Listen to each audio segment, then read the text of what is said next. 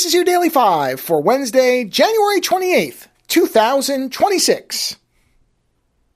I realized I was looking, because one of our commentary films, we did, as usual, 3 commentary films this week, as I mentioned, I think, on the Monday show.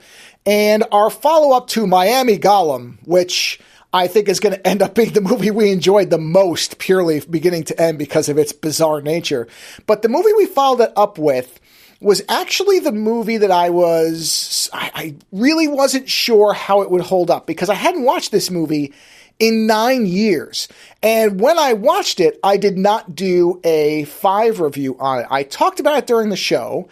I don't even remember what my impressions were of it, but I have a feeling that I probably was a little let down by it or something, because I expected to not enjoy it as much watching it again. And surprisingly, what year was this movie? I believe this movie was 1986.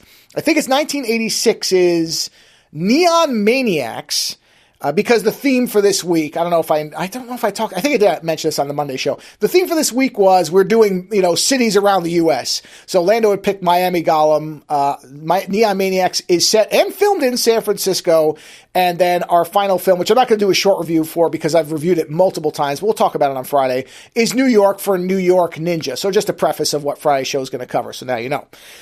But Neon Maniacs, I think the first time when I watched it, I don't think I disliked it, but I don't know how much I liked it, because I was kind of, what's the word for it? I was setting myself a medium expectation to go, okay, this is something I want to see Lando's reaction to it, and I know it's probably going to be pretty boring.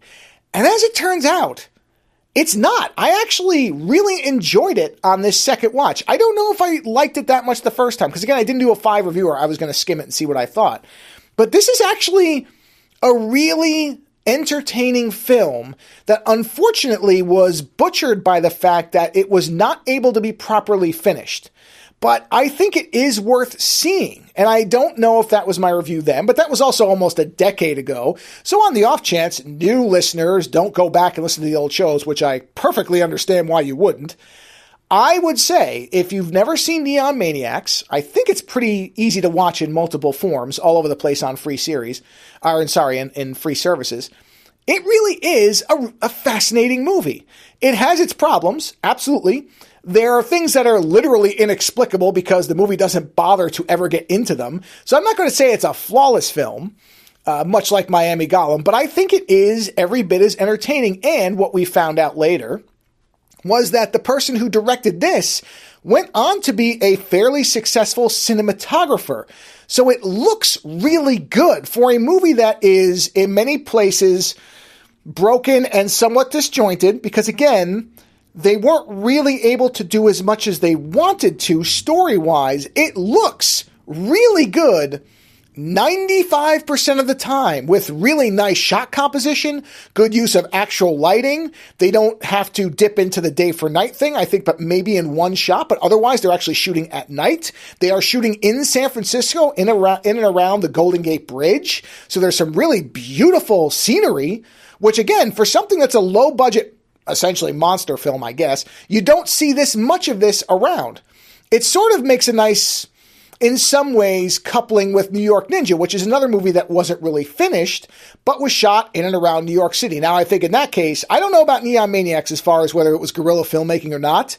It seems like they must have had some permits for some things, because they're shooting out in the daylight in really nice places. Now, I could be wrong about that. Maybe they just timed it right. Whereas in New York Ninja's case, I'm pretty sure they were just filming wherever they could and hoping that no cops saw them doing it, because there are shots where you could just see that there's background extras just staring and trying to decide whether something is actually going on or not. So I think they were taking advantage of New York City at that time when it was filmed. Whereas this looks like they actually took the time to kind of block off areas to get really interesting and, again, beautiful shots where you're seeing some lovely parts of San Francisco. And it feels like unfortunately, a movie that was never properly finished, but certainly a nice looking one. Easily the best looking in terms of total film of the 3. And so again, if you missed my review of it back when I talked about it 9 years ago, if you've never heard of it or never seen it, take the time to check out Neon Maniacs. I'm not going to say it's a good movie because it has its problems, but it's unusual for what it is and the fact that it was unfinished. Later.